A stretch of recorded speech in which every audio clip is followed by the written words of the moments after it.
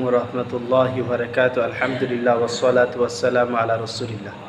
এখন যে বিষয়বস্তুর উপরে আলোচনা হবে বা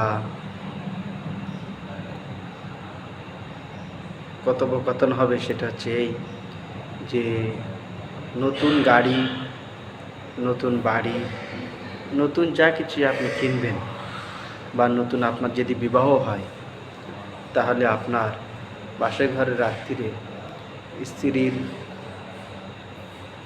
কপালের চুল, সামনের দিকের এই চুল ধরে আল্লাহুম্মা ইন্নী আসআলুকা খায়রাহা ওয়া খায়রা মা জাবালতা আলাইহি ওয়া নাউযু বিকা মিন শাররিহা ওয়া শাররি মা জাবালতা আলাইহি।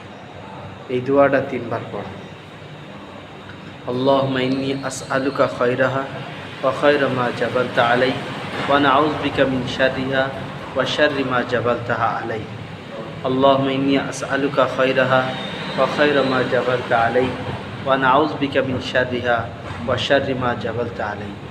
আপনি নতুন দোকান কেনেন, নতুন বাড়ি কেনেন বা নতুন বিবাহ হোক, সব ক্ষেত্রেই এই দোয়াটা পড়ার জন্যে কিতাবের মধ্যে এসছে। আল্লাহ তাআলা আমাকেও আপনাকে আমল করার তৌফিক দান করেন। কেননা এখন বর্তমান যে সমাজ আমরা আছি, আমরা 100-র মধ্যে 80% শরিয়াত থেকে দূরে আছি। ওই জন্যই শরিয়াতে কোন সময় কোন আদেশ আছে সে বিষয় নিয়ে আমাদের একটু জানারও দরকার। আমরা অনেক সময় দেখা যায় বাসার ঘরে একটা শিকায়ত ধরে গেলে ঢুকছি, কিন্তু সেটাও আমাদের আদৌ উচিত নয়। একটা দোকান কিনেছেন, ধূপকাঠি ধরিয়ে আপনি চালু করছেন। দোকান কিনেছেন আল্লাহ তাআলার নাম নিয়ে, সেটাকে খোলেন।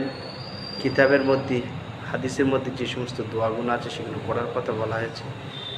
এই দোয়াটা যে পড়া হলো, আল্লাহুম্মা ইন্নী আসআলুকা খায়রাহা ওয়া খায়রা মা জাবালতা আলাইহি ওয়া নাউযু বিকা মিন শাররিহা ওয়া শাররি মা জাবালতা আলাইহি। আপনি নতুন সাইকেল কেনেন, নতুন গাড়ি কেনেন, নতুন বাড়ি কেনেন, নতুন বিবাহ হোক, সব ক্ষেত্রেই নতুন কোনো জিনিস আপনি যখন পাবেন, মালিক হবেন, তখন আপনি এই দোয়াটা পড়বেন অবশ্যই। আল্লাহ তাআলা আমাকে আপনাকে আমলের তৌফিক দান করুন। আগে পিছিয়ে দরুদ শরীফ পড়ে নেবেন, খুবই ভালো।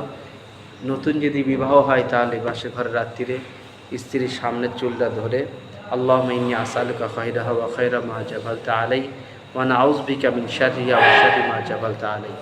আল্লাহুম্মা ইন্নী আসআলুকা খায়রাহা ওয়া খায়রা মা জাবালতা আলাইহি ওয়া নাউযু বিকা মিন শাররিহা ওয়া শাররি মা জাবালতা আলাইহি। 3 বার পড়ার পরে কপালে চুমু দেওয়া। এটা হচ্ছে কিতাবের মধ্যে লেখা হয়েছে। আল্লাহ তাআলা আমাদের সকলকে এই বিষয়ে সচেতন হওয়ার তৌফিক দান করুন, বলুন আমিন।